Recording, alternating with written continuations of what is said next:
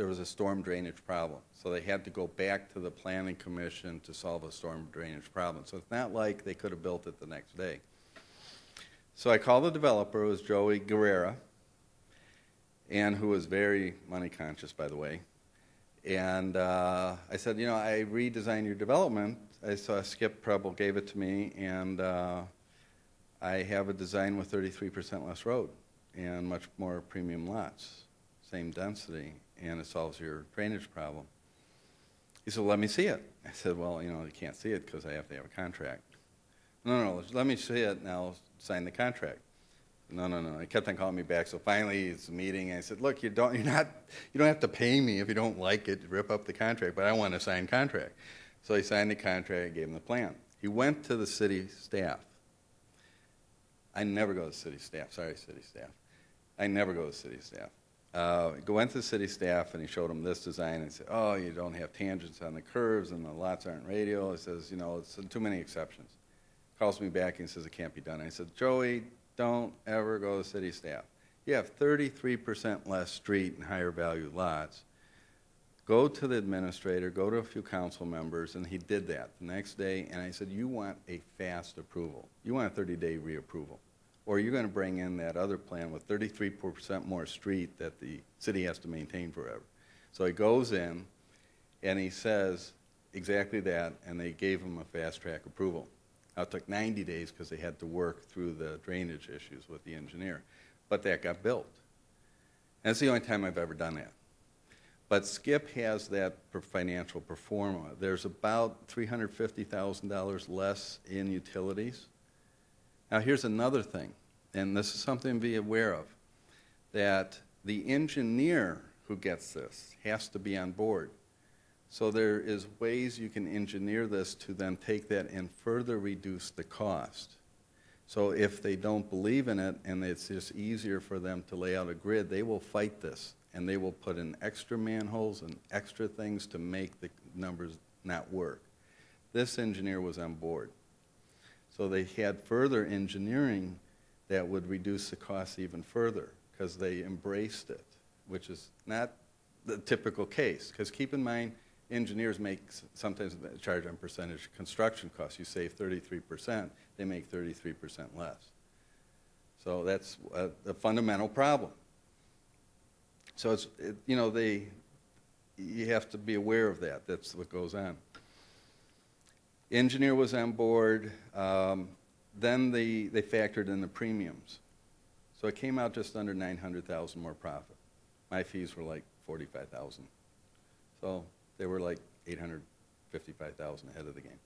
So, you know, that's what I do. The way I charge is, and I'm just sharing this with you, is I charge an hourly, to a small hourly, but at preliminary plat approval, I charge $250 a unit. So my justification is for like $10 or $30 a lot, depending on. I mean, it took me 6 hours to do 130 lots. That was unusually fast for me. And I tell them, if you don't like the plan, you are never going to submit it. I don't ever see that approval fee. And that approval fee is the price of a sink in the guest bathroom. And look what you get. So that's where I profit. That's what paid for the software development is my fee structure. We're very successful at it, and that's what financed everything that you see today is private industry financed it. We took the profits from the planning business and threw it into the software product. So the financial model works. If I don't get approvals, if I don't, you know, convince the city this is a good thing, or if the developer sees it, and if they don't agree to it, it isn't a good thing. This financial performer, though, is available. It's Skip Preble at Gmail, skip.preble, P-R-E-B-B-L-E. And he's a buddy of mine. You can just ask him for it at gmail.com. Skip Preble. Skip.preble. And, but he's got the perform on it. Typically, this is a little atypical. 33% is a high number. I like to say we're going to be in that 25% range but that's what I shoot for, 25%.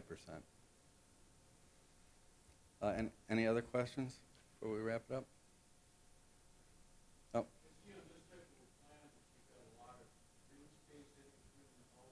Yes. Nobody. That's all maintenance free. That was a big problem with the builder.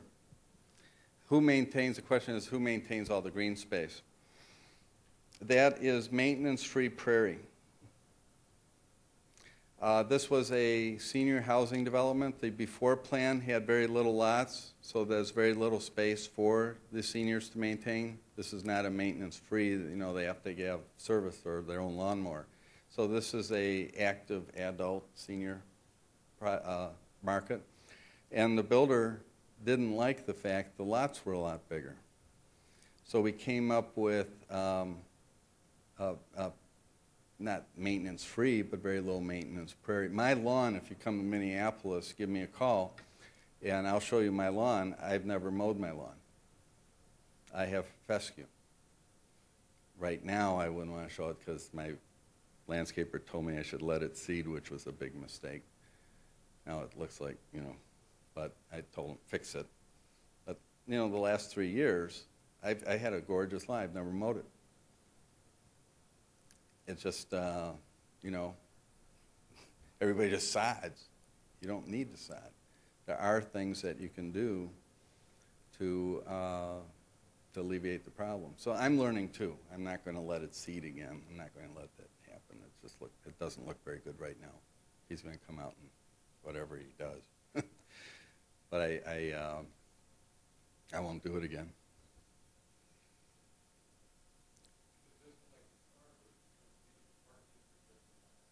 Mm-hmm. Yeah.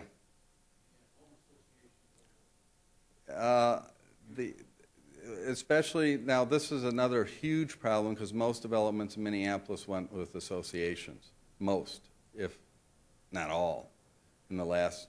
I know every one I've done in the last, before the recession, 10 years before the recession, had an association. Every one of those failed. So. There are things that we could have done. For example, if that was a problem, I would have just upped the density and made the put in more lots. You know, if you didn't want any green space, made those lots bigger. You know, this was natural so that it would reduce, increase the privacy and reduce the.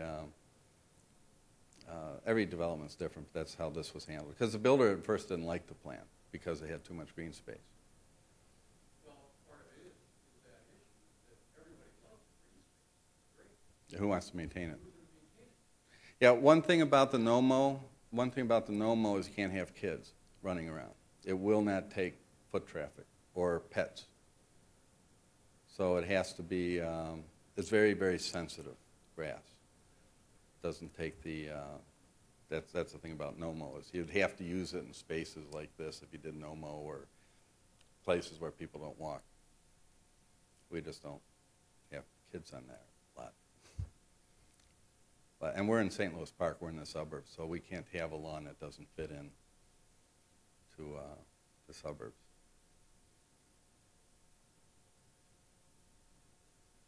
So, thank you. Yeah, I want to thank you all as well for coming tonight.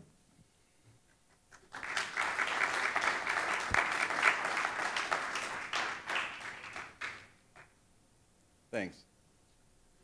Thank you, Rick, and your team. I really appreciate the presentation. I want to remind everybody to, again, go on to the Go2030.net website and the Go2030townhall.com. A lot of information. Again, post your comments, and we'll see you next time. Thank you.